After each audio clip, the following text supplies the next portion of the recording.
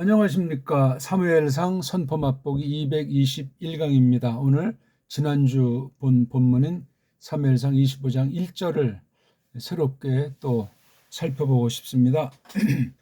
오늘은 죽음과 일어섬, 일반 두루 통용되는 그런 낱말로 이렇게 적어봤는데요.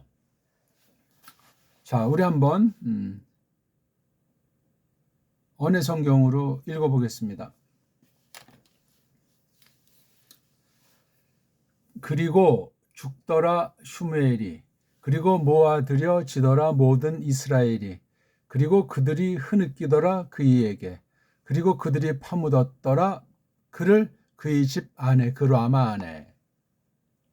그리고 일어서더라 다윗이, 그리고 내려가더라 그가 파란 거친들에게로. 매우 평범한 상식에 속한 건데 성경에 기록되어 있잖아요. 그리 중요하지 않게 보통 이제 지나치는 말씀들 중에 하나 아니겠습니까? 하지만 우리 이 말씀 한 절 한 절이 속뜻은 고사하고라도 이게 전부 특별 계시를 기록한 보편의 교회에게 그리스도께서 심판하러 오시는 날까지 이 말씀이 1차로 이루어지는 것 아니겠습니까? 이루어지면서 하나님 백성들에게는 은혜방도로 쓰여서 예수 그리스도를 더 충만히 알아가고 더 충만한 믿음으로 단련받고 마련돼가지고 영광스러운 영원한 사귐 속에 들어가는 방도로 이 말씀이 쓰여지는 것을 생각할 때 다시금 좀 잘 생각해야 되는 말씀이 되겠습니다. 보기 들어서 이게 옛날 어떤 나라에 있었던 거잖아요. 말도 우리랑 다르고, 예? 그리고 여기 등장인물도 옛날 사람이란 말입니다. 자, 그런 상황을 놓고 우리가 성경을 한번 찾아봅시다.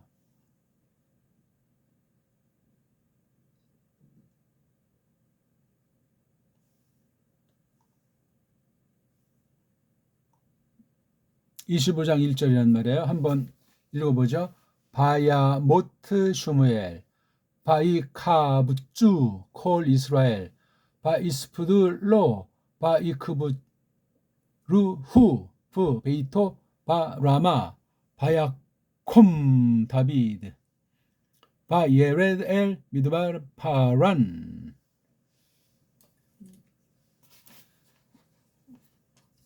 우리말과 좀 다른 건 이제 이 동사꼴에서 인칭을 가리키는 말이 앞뒤에 나온다 하는 그런 문제가 있죠. 그리고 어순을 동사를 앞에다가 썼다. 그리고 매번 이제 이렇게 접속사들을 써가지고 그런 또 차이가 있고, 그 다음에 이렇게 전치사가 앞에 나와 있잖아요. 그렇죠? 그 다음 명사 이런 꼴로 돼 있는 것. 되게 이제 그런 정도예요. 그렇죠? 그러니까 이 접속사라는 거랑 동사가 앞에 나온 거랑 동사의 인칭이 앞이나 이렇게 뒤에 나와 있다는 거. 그 다음에 전치사가 있어가지고 뒤에 명사를 이끈다 하는 그런 것이 우리말과는 무척 다르다. 어찌 보면 완전히 까꾸로 다르다. 가장 까꾸로 된 말이다. 그렇게 말할 수도 있어요. 영어만 하더라도 동사가 이 동사꼴의 앞뒤에 인칭을 가리키는 말이 많이 퇴화돼서 없단 말입니다.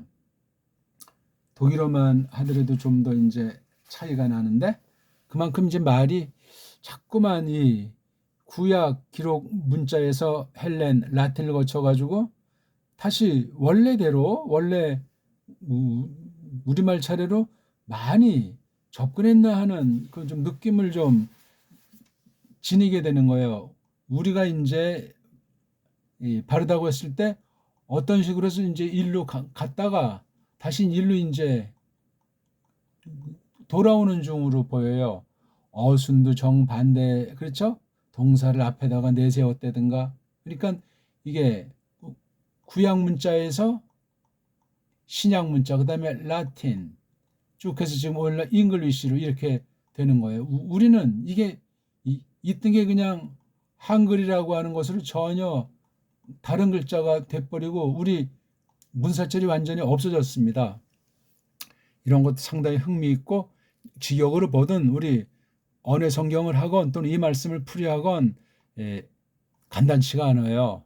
문장은 참 간단하잖아요. 말덩어리 2개, 말덩어리 3개, 말덩어리 2개, 말덩어리 3개. 이게 한 문장들이 되잖아요. 말덩어리 2개, 말덩어리 4개는 조금 개수가 늘어났죠.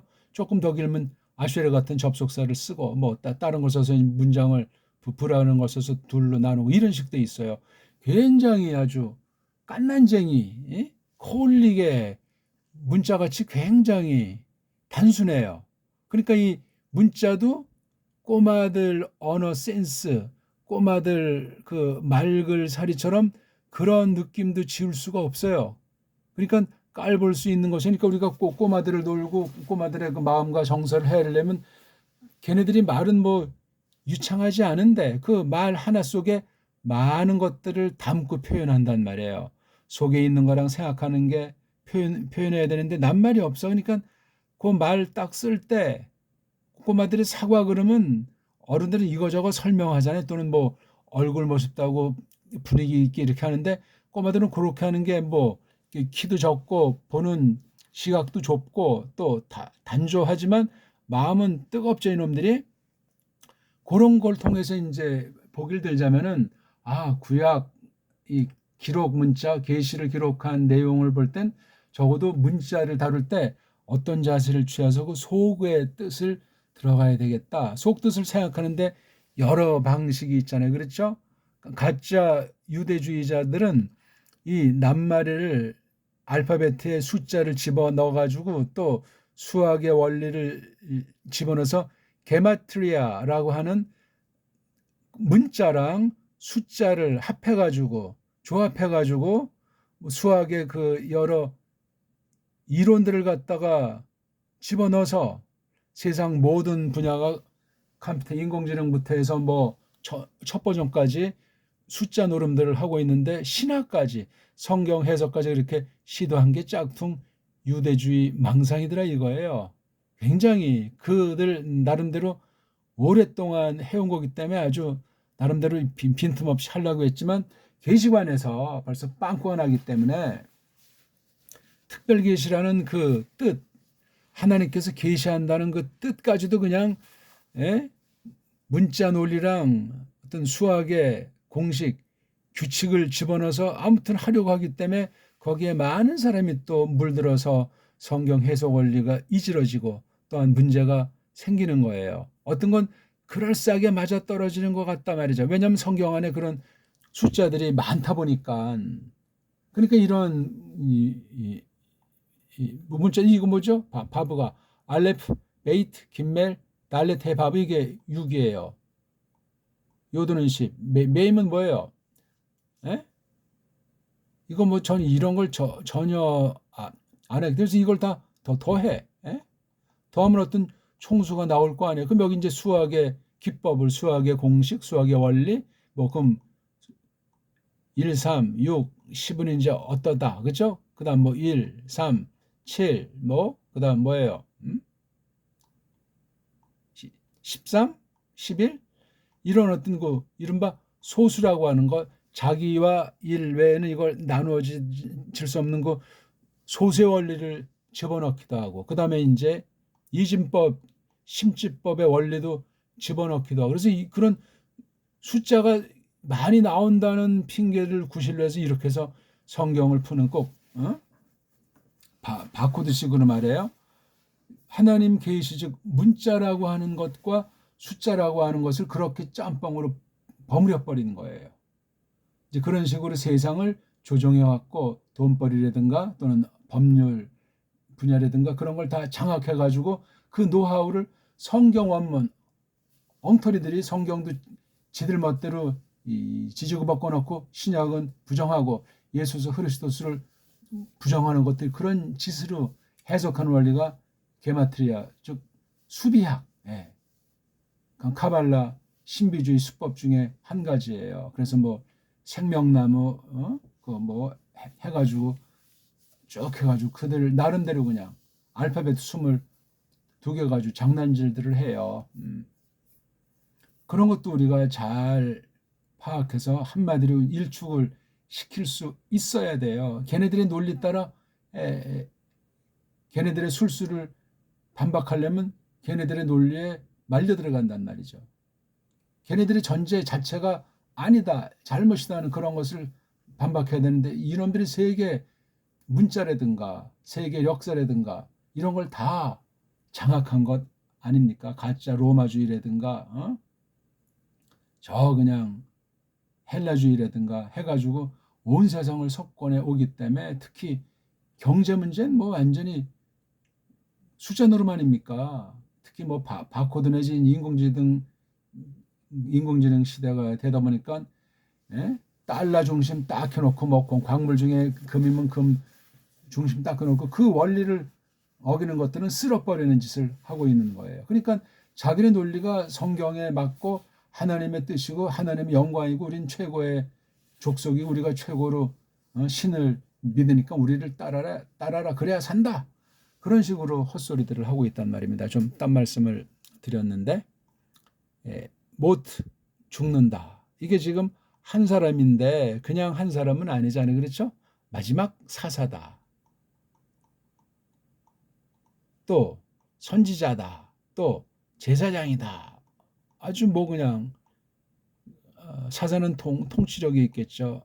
선지자는 이제 가르치고 제사직은 하나님 앞에 대표로 나가는 건데 이런 한 사람이 그 당시 시국을 우리가 알잖아. 이렇게 죽었다 했을 때 슈메를 통한 하나님의 뜻을 받고 하나님 경륜을 믿음으로 다른 사람들은 이 죽음에 대한 생각을 성령님께서 이렇게 저렇게 그릇대로 불러일으킬 수 있겠는데 아는 사람은 그 생각이라고 하는 것이 마음 그 기울어짐이라고 하는 것이 완전히 그냥 아전인수로 뚱속으로 새기는 것을 우리가 알 수 있습니다.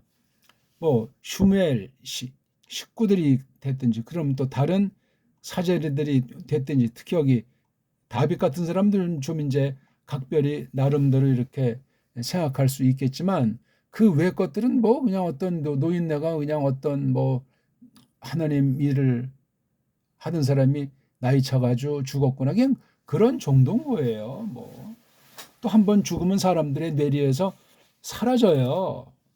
가족이라도 사라지고 가까웠던 사람도 사라지고 또 그 보낸 자치의 세월의 흐름 따라서 기억이 무뎌지고 감각이 떨어지니까 그냥 그렇게 해서 이제 하나님께서 이 죽음과 죽음 방불한 상태를 볼 때 그렇게 이끄십니다. 참 어떻게 보면 그 슬픈 건데 고통스러운 건데 그러니까 치매라고 하는 그 노망이라고 하죠. 뭐 어떤 사람은 무슨 뭐 의학용어로 무슨 뭐 병이다. 근데 다 모양만 다르지 첫사람의 꼬꾸라짐으로 말미암아 발생한 사실로 그렇게 되어진다는 건 아주 절대 원칙이잖아요. 성경에 써 있는데 하나님께서 말씀하신 대로 겉사람이 육신의 부패성이라고 하는 것은 먼지로 아파르 돌아가는구나. 그렇게 이제 우리가 새기는 거예요. 일반 법칙으로도 새기던 하나님의 심판, 약속의 실현으로도 보든 또 이 사람 자체는 중보직을 행사했던 예수 그리스도를 대행한 사람 아닙니까? 그림자에 해당하고 또 제한되어 있기 때문에 예수 그리스도가 볼 땐 뭐 아무것도 아닐지 몰라도 대단히 아주 중요한 거예요.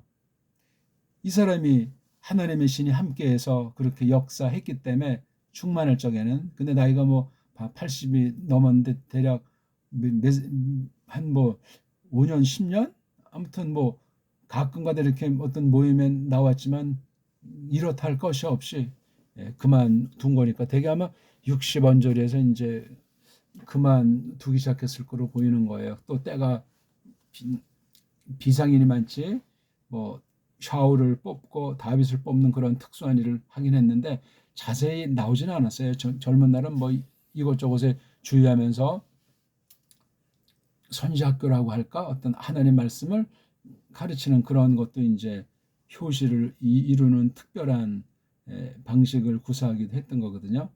슈무엘. 그러니까 슈무엘도 선지자니까 이 사무엘서도 어떤 면에 그 선지자, 그렇죠. 꼭 선지자만은 아니죠. 그 왕의 통치라고 하는 그런 통치력, 그 다음에 하나님 앞에 나아가서 대표로 제사를 드린다는 그런 면, 그런 여러 가지 것을 가지고 사사, 엘리 사사를 뒤이어서 마지막 사사로 딱 등장했던 거예요. 그러면서 동시에 선지자이기 때문에 선교자라고도 불렀는데 그런 면들이 굉장히 중요한 거예요. 매우 중요하죠. 그래서 그런 측면에서 이제 우리가 성경의 경륜을 볼 때 창조 이후 그 타락 문제가 발생하고 하나님께서 선언을 하신 바를 하나님께서 직권으로 이루어 나가신 거잖아요. 그렇죠? 택한 백성들을 놓고 하나님께서 계시의 빛을 비추어 주시는 거로 거룩한 계열이 이어져 나왔던 거잖아요. 그렇죠? 이른바 뭐 족장부터 해가지고 한 민족을 형성하고 출애굽 때 이르러서 특수한 아주 본격 사건으로 아브라함이요 모세 때 이제 시내에서 한 언약 가운데 하나님 말씀들을 이른바 십계명을 통해서 그 건진받은 그 백성들을 단련시키는 광야 교회 문제가 있었던 거죠. 그리고 이제 크나안 땅 들어와서 450년 뭐 그 연도가 되는지 안 되는지 아무튼 신약 사도행전 13장에 나오는지 아무튼 그 400 수십 년간의 그 사사 기간의 마지막 도장을 찍는 거란 말이에요. 야, 그 말이 400년이 넘지 아득한 거예요. 우린 벌써 뭐 3대, 4대만 돼도 그 손자가 할아버지의 삶이라든가 이런 거를 알기가 어렵잖아요. 또 지금까지 이렇게 막 가정이 다 그냥 개인으로 살아가다 보니까 가정의 어떤 좋은 전통 이런 건 거의 추억의 대상이 되지가 않습니다. 매우 참혹한 거고 매우 비참한 거고 하나님께서 심판하심과 사탄의 속임이 매우 강렬하게 다 짜게 놔버려 가지고 성경은 모아서 하나 한 몸이라고 하는 것이 성경 가르침의 원리인데 구속의 원리가 그러한 건 이건 완전히 다 그냥 개별주의를 낱개로 다 그냥 산산조각이 내니 사람의 영이 사람의 마음이 갈라져 버리는 거예요. 파멸돼 버리는 거예요. 그래서 하나님의 계시를 받기가 어려워. 이미 슈멜 당시 그러한 상태에 빠져 있으면 우리가 어느 만큼 직시할 수 있습니다. 어쨌거나 슈멜이 이제 이렇게 죽었다 하는 이 말은 어떤 한 계기가 중첩이 되면서 새로운 시대가 이미 열리고 있었잖아요. 다만 가짜가 하나 등장해가지고 이것을 막 개판을 치고 없애려고 하는데 하나님께서는 이제 슈멜을 다윗 기름 부어준 다음에 이만큼 더 살려두신 거예요. 이런 존재 자체를 통해서 다윗이 계속 이제 보이지 않게 성령님께서 길러 나가시는 거죠. 결국은 하나님의 뜻이 무언가에 대해서 골똘하고 하나님을 배우고 하나님께서 이제 나라라는 형식 또한 통치자라는 그러한 방식을 통해서 어떻게 큰 구원을 큰 영광을 드러내실까 하는 것을 다윗을 통해서 이제 다시 한번 새롭게 거룩한 교회를 장식하게 하는 거죠. 그런 면에서 이 슈무엘이 죽었다, 잔다, 돌아갔다 하는 거랑 다윗이 일어섰다 하는 건 참 흥미있는 거예요. 예? 낱말도 거의 뭐 반대 개념이고 일어선 것은 아주 새로운 뭔가 그 계기에 대한 뜻을 찾는 기회로 잡는 것이고 또 확신하면서 내려가는 거예요. 먼 길을 가는 거예요. 먼 길, 파란. 지금 지도를 보면은 이게 소금바다, 염해, 그다음 조그만 바다, 아주 조그만 호수, 갈릴, 이건 거의 말라버린 메론 물가. 메론 물가에서 여호수아 11장 초도 1절에서 5절까지 보면 여러 나라 왕이 모였는데 뭐 수가 너무 많아서 그냥 바닷가에 모래를 갔다고 했나요? 여기에 아니 조그만 땅에 지금 우리나라 경기도는 많이 커졌는데 옛날 경기도 정도밖에 안 되는 게 오늘 그쪽 크나안 땅 이스라엘 지역이라고 하지 않습니까? 경기도. 거기에 뭐 수십만 명 여러 나라 왕들이 여기에 사회 관련한 여기에 모였으니 이게 코미디도 이런 코미디가 없잖아요. 그러니까 성경 지도를 믿으면 안 돼요. 여기 뭐 라마가 나오고 파란이 나오잖아요. 슈멜 죽고 다윗이 일어선 두 장소가 나오는데 라마가 어딘지 파란이 어딘지 성경 지도에서 찾으면 하나님의 계시에서 삐뚤어져요. 그럼 그렇게 지도를 만들어 놓은 종교가들과 또 그 종교가들의 그 어떤 거짓부렁 서구주의를 제공한 언어와 역사, 지리를 갖다 조작하고 다 각색한 지난 300~400년의 그런 것을 가지고 성경에 대들어서 얘기하고 해석하고 하나님의 뜻이라면 이건 말이 되지 않는 거예요. 지도 조작은 삼척동자도 아는 거예요. 개인이 이제 일제 때 저 만주를 많이 가도 이게 변화 아닙니까? 만주만 간 것이 아니고 딴 나라도 다 이렇게 망명들을 많이 했어요.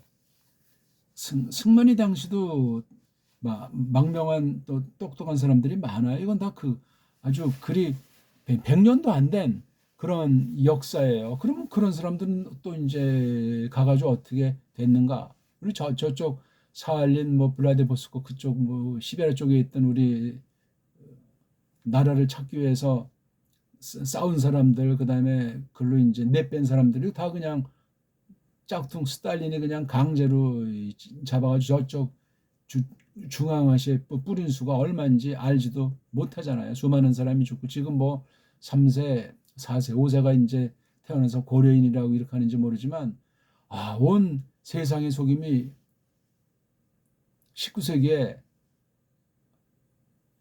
공산당을 만들어 놓고 자본당이라고 딱 해놓고 세상을 속이는 그런 전법을 한 지가 벌써 한 150년이 넘습니까? 이것 때문에 또 그 뒤에 이것을 공고하기 위해서 이른바 1차 세계대전, 2차 대전이라고 하는 것을 꾸며놓고 수많은 사람을 죽이게 한 그 장본들이 성경을 빙자해가지고 종교 노름을 동시에 했다는 사실을 기억하셔야 된단 말이에요. 이 구약 문자를 가지고도 아까도 말씀드렸지만 짝퉁 유대주의들이 장난을 놀고 있단 말입니다. 이런 걸 우리가 어떻게 분별하겠어요? 무슨 성지순례다 그런 거 성경이 없는 다 우상 노름들 아니겠냐고요. 이런 와중에 다윗을 하나님께서 이끄시는 걸 기록을 한 거예요. 다윗 중심의 역사를 벌써부터 바뀌어왔던 거예요. 기름 부음이라는 사실은 그때부터 다윗을 놓고 하나님께서 일을 해 오셨다 하기 때문에 1장부터 15장까지는 슈무엘이 동무대라고 한다면 슈무엘상 16장부터는 다윗 동무대예요. 해서 이게 열왕기 하까지 쭉 나가지 않습니까? 그걸 이제 이어받은 슐로머랑 그 이후 사람들이 바로 열왕기 하를 이룬 거예요. 그 중에 이제 제일 마지막에 이제 포로로 끌려간 뒤에 전체를 볼 때 하나님의 백성들 중심에서 왕국사만 하더라도 하나님 백성 쪽으로 중심으로 해서 아담부터 전체를 간략하게 기록한 책이 역대기란 말입니다. 역대기. 그러니까 성경마다 그 관점과 특성의 차이가 있고 서로 다 합해가지고 유기체인 신령한 기록으로서 하나님 말씀을 이것을 받도록 또한 그 말씀을 힘입도록 하시는 섭리를 우리가 생각하게 되는 거죠. 어쨌거나 다윗에게 하나님의 신이 임해가지고 이 죽음의 뜻을 깨닫고 이렇게 예를 갖추고 가바츠, 사파드, 가바르 이 세 가지를 다 한 어느 날 아마 곧바로 했는지도 모르죠. 내려간 거예요.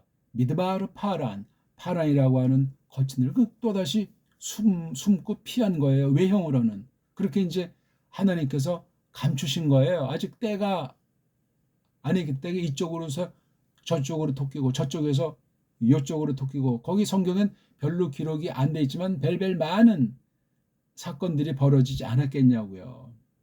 여기 지금 라마 지역으로부터 미드바르 파란 그 광야로 갈 때 이게 거리도 거리지만 얼마나 많은 사람이 여기 같이 갔겠는가 하는, 이거 정말 대단한 겁니다. 그냥 단순한 폐잔병 그런 무리가 아니에요. 줏대가 분명하고 성령님께서 이끄시는 가운데 확신하고 약속 따라 하나님의 뜻이 무엇인가 하는 것을 믿고 바라보면서 일로 행진하는 거예요. 폐잔병들이 내빼는 것이 결코 아닙니다. 그러니까 이걸 누가 눈이 가려진 소경들은 이 토끼는 것 같은 이 무리를 뒤에서 손가락질하고 비아냥거리지 않았겠냐고요. 이게 바로 교회의 현실이에요. 예수 그리스도께서 정말 얼마나 갖은 고초 가운데 처참하게 나무틀에 못 박혀가지고 피 흘려 죽었겠냐고요. 그런 걸 아주 묘사하는 거예요 지금 다윗이. 보기 들어서 이제 누구죠? 세례 요한이가 감옥에 갇혔다, 목잘라 죽었다, 그런 사건 때는 또 잠시 다른 곳에 이제 그냥 숨듯 피하듯 전면에 나타나지 않고 변화를 꾀한 사실이 복음서에 기록된 것이 생각납니다.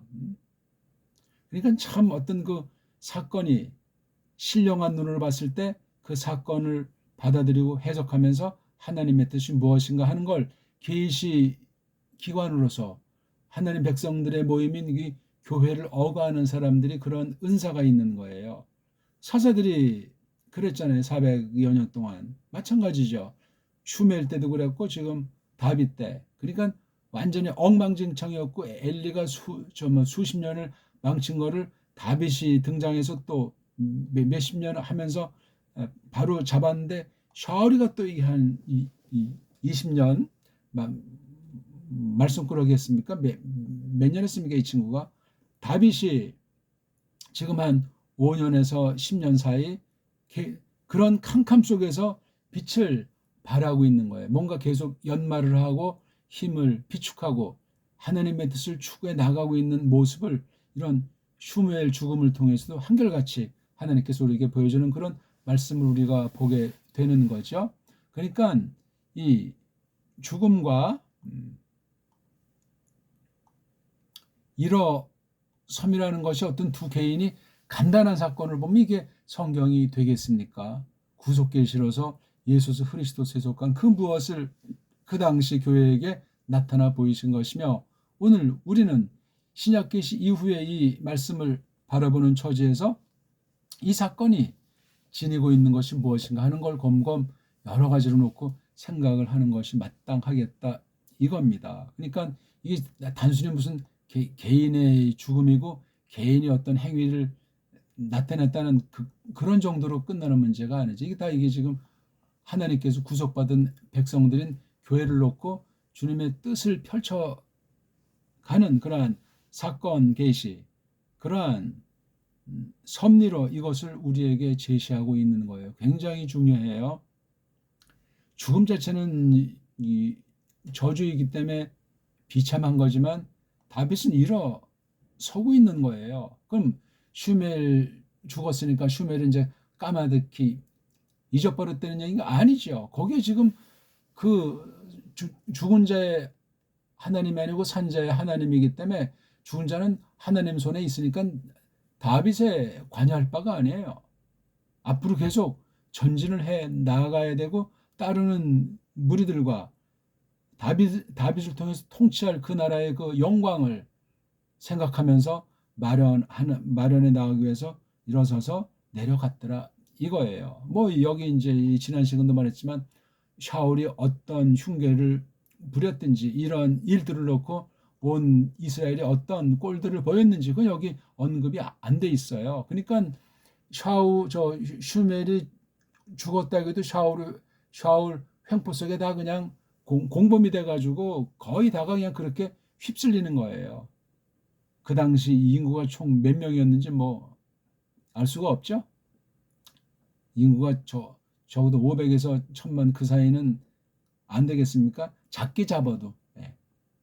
그러니까 자꾸 지금 조그만 그 조작된 역사 조그만 그 땅덩어리 놓고 아주 이렇게 옹기종기 성경을 해석하려고 해서는 안 돼요. 거기 뭐 좀 이름 모를 장소도 많고 막 완전히 그 코미디 연출을 하잖아요. 아, 예수님이 뭐 태어난 곳에